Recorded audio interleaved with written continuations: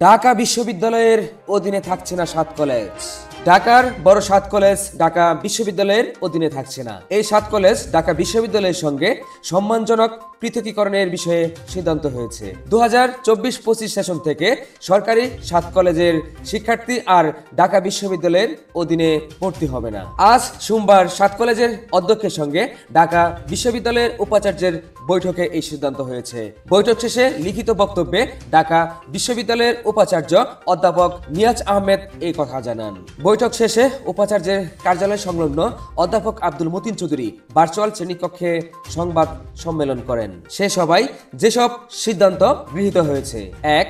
ঢাকা বিশ্ববিদ্যালয়ের সঙ্গে অধিভুক্ত সরকারি 7 কলেজের সম্মানজনক পৃথকীকরণের বিষয়ে সিদ্ধান্ত নেওয়া হয়েছে। 2. সরকারি 7 কলেজের শিক্ষার্থীদের ভর্তি কার্যক্রম পরিচালনা সংক্রান্ত পরবর্তী সিদ্ধান্ত পরিবর্তন করে 1 বছর এগিয়ে এনে এ বছর থেকেই অর্থাৎ 2024-25 শিক্ষাবর্ষ থেকেই ঢাকা বিশ্ববিদ্যালয়ের অধীনে ভর্তি না নেওয়ার ব্যাপারে সিদ্ধান্তে গৃহীত হয়। 3.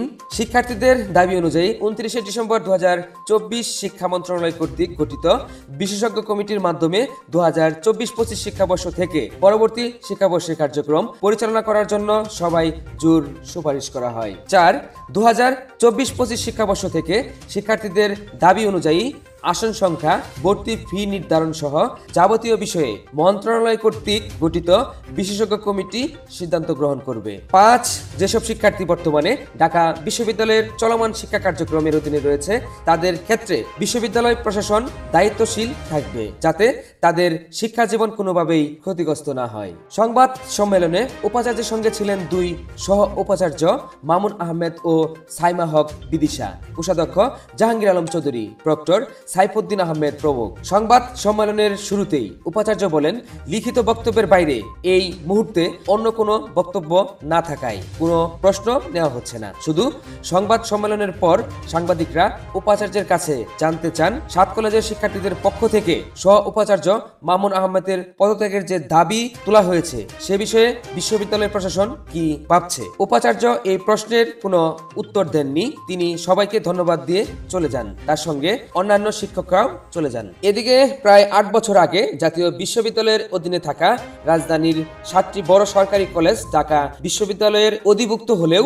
সমস্যাগুলো কাটেনি, বরং নতুন নতুন সমস্যা সামনে আসছে। শিক্ষা বিষয়ক সমস্যাগুলোর পাশাপাশি ঢাকা বিশ্ববিদ্যালয় কর্তৃপক্ষের কিছু কিছু অবহেলার কারণে এখন ইগো প্রবলেমও বড় হয়েছে। এই অবস্থায় এইসব কলেজের শিক্ষার্থীরা ঢাকা বিশ্ববিদ্যালয়ের অধীন থেকে বের হয়ে তাদের জন্য স্বতন্ত্র বিশ্ববিদ্যালয় করার দাবি করে আসছেন। তবে তারা স্পষ্ট করে বলেছেন কোনোভাবেই আগের মতো জাতীয় বিশ্ববিদ্যালয়ের অধীনে তারা যাবেন না।